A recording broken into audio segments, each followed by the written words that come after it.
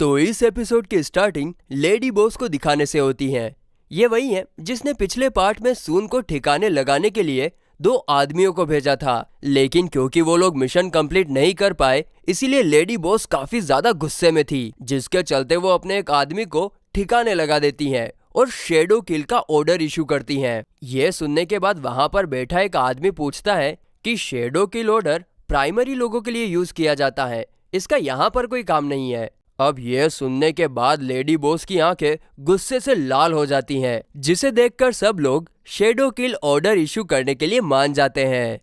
इसके बाद हमें स्कूल का सीन दिखाया जाता है, जहां पर हम एक रोबोटिक ड्रोन को देखते हैं, जिसके थ्रू लेडी बॉस सून पर नजर रख रही थी और सून दीवानों की तरह वेंग को पीछे से आवाज लगा रही थी।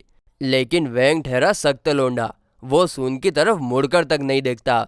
थोड़ी देर बाद गुओ और चेन सून से पूछते हैं कि कल तुम दोनों के बीच कुछ हुआ था क्या, क्योंकि तुम्हारे बॉडीगार्ड्स ने हमें चारों तरफ से घेर रखा था।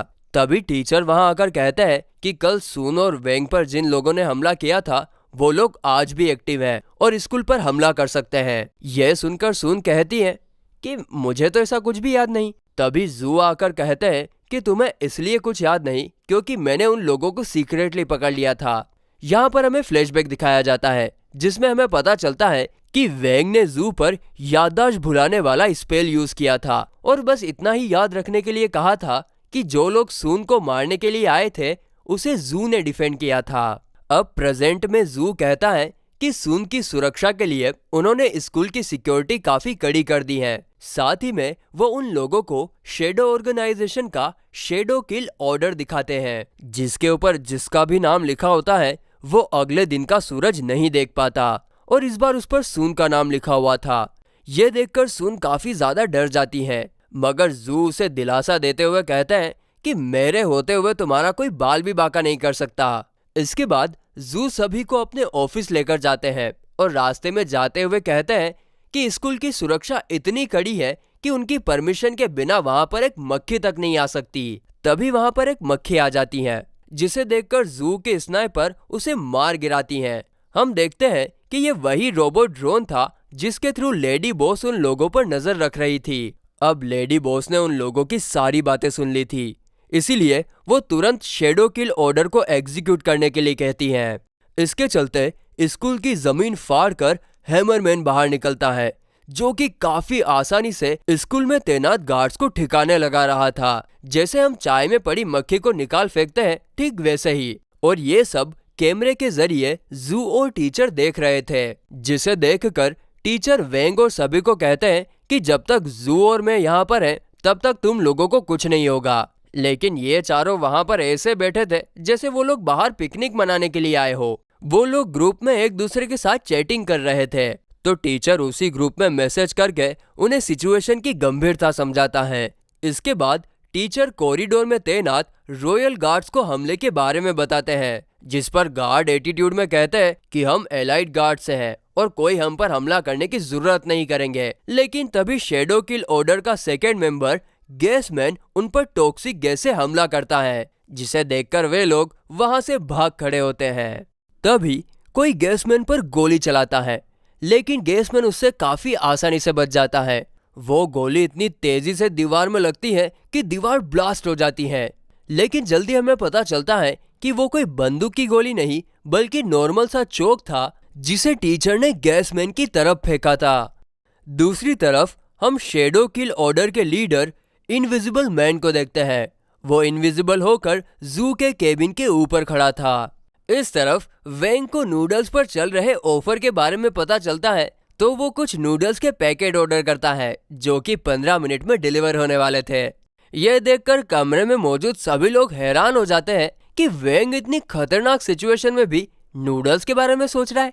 इधर गैसमैन अपने वेपन से टीचर पर कई हमले करता है, लेकिन टीचर उन सब हमलों से आसानी से बच रहे थे। लेकिन जब वो अगली बार टीचर पर हमला करता है, तब उसके वेपन्स बड़े होकर टीचर को घेर लेते हैं, जिससे वहां पर एक बड़ा धमाका होता है।